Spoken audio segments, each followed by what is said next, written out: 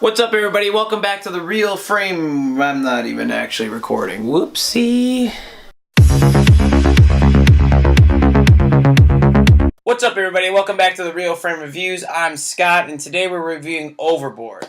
Now, before I start in on this review, I want to preface this with the fact that I'm sort of open for business when it comes to remakes or reboots.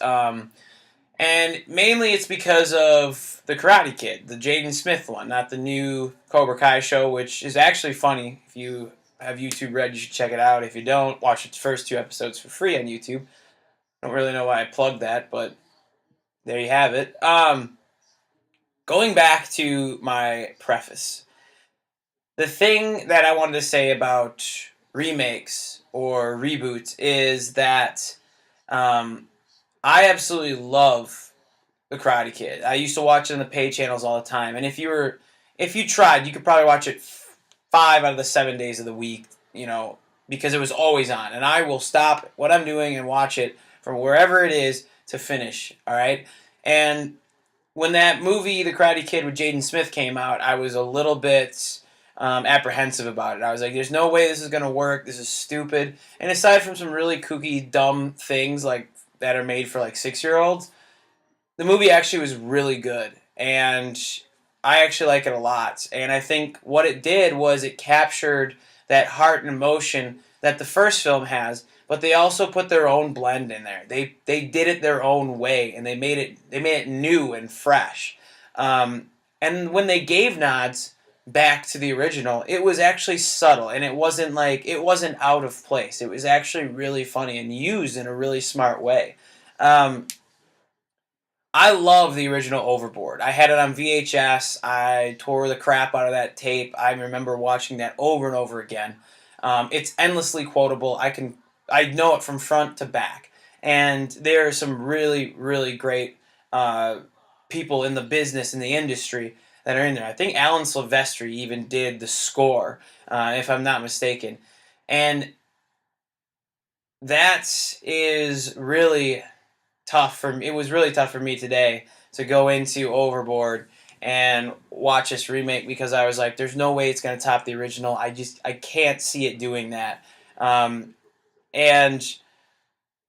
you know, 2 iterations later, after getting the DVD and then now having the Blu-ray, I know it was going to be a tall task. And Rob Greenberg directed Overboard, and for those of you who don't know, the new Overboard is about a rich man who is living off of his father's money right now because they own a really big company, and he's just wasting his life away, just partying and doing everything like that, being a jerk.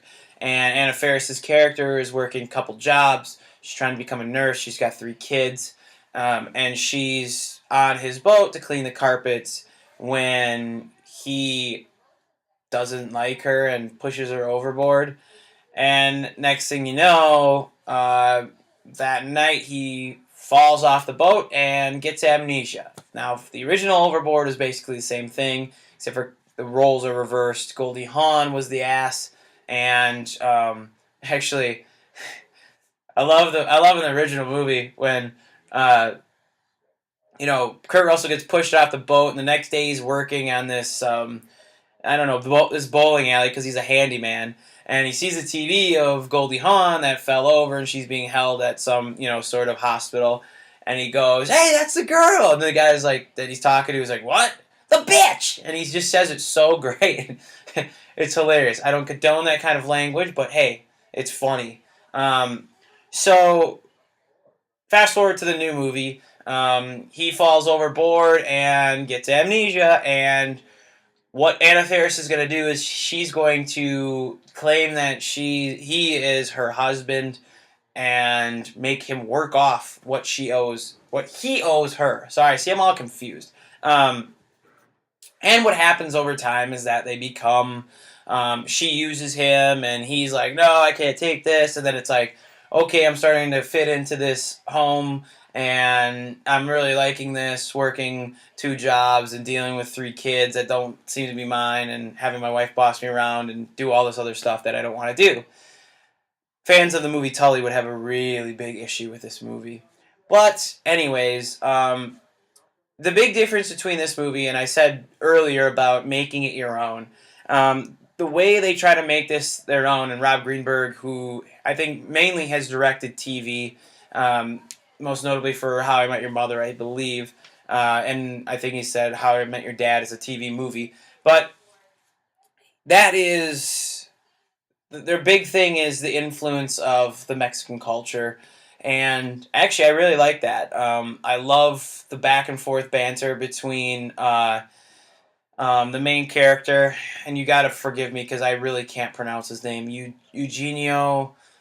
Give me a second. Eugenio. Come on. Derbez. Um, and Mel Rodriguez. Sorry about that. There's some technical difficulties, but Mel Rodriguez is Ava Longoria's husband who takes Eugenio Derbez in and makes him dig pools and stuff because that's his job or whatever.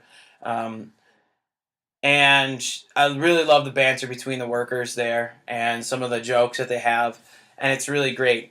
Where this movie loses me is with the character of Anna Faris. I don't connect with her at all. I don't like her character so much, and to be honest, I don't really know Eugenio's actual, I guess, his backstory. I've never seen him in anything else other than this, and I don't know if how he acts is the way that Mexican actors usually do that. And I don't know if he's from a soap opera, so that's where he gets his acting from, or if it's the way that they directed him. But he's really effeminate in this, and then he's funny when he does it, but it's also weird because when they take lines from the old movie and put it into this one and they're trying to do it word for word, it really loses me because they don't do it well at all.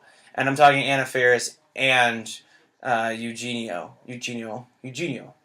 Sure. I don't I don't like that aspect of it, but it does have some heart in this movie and learning lessons and stuff. And they do try to flip some things on its side. If you're familiar with the ending of the main or the first Overboard, they try to flip that around a little bit and make it funny. It's not really funny. And then they try to send in like these little nods to certain things. This takes place in Oregon, and for some reason they have a Jaws reference. Like, it makes no sense. I mean, it makes sense because they claim that the guy got eaten by a shark, but then they have Martin Brody's tag on the guy and he has one arm, and it's like that was the stupidest joke. They're on like the different sides of the country. Like, Jaws takes place way on the East Coast. They're way on the West Coast. Like, it doesn't make sense. So those cheap laughs, it didn't get me. But like I said, when they're really showcasing and spotlighting these Mexican actors and letting them just banter back and forth and go at it, I think it's really good, and I think it's really it's genuine. Like, it seems like nobody wrote that, and they're just talking, like they're just buddies talking, like you talk to buddies at work, and to me that is really awesome. That part is great. There's some sweet things that happen in the movie, and then there's some other things that don't really work. For me, I'm not going to probably go back to this movie much. I can see how people who don't or haven't ever seen the first Overboard would really like this a lot more. I think it do has some strong points. It's not a complete failure. So I'm going to give this Overboard a 2 out of 4 stars. Like, subscribe, comment. Sorry for the little mishap during here. The stupid camera just decided to shut off. So, we'll improvise, right? Like, subscribe, comment. Thank you so much, and see ya.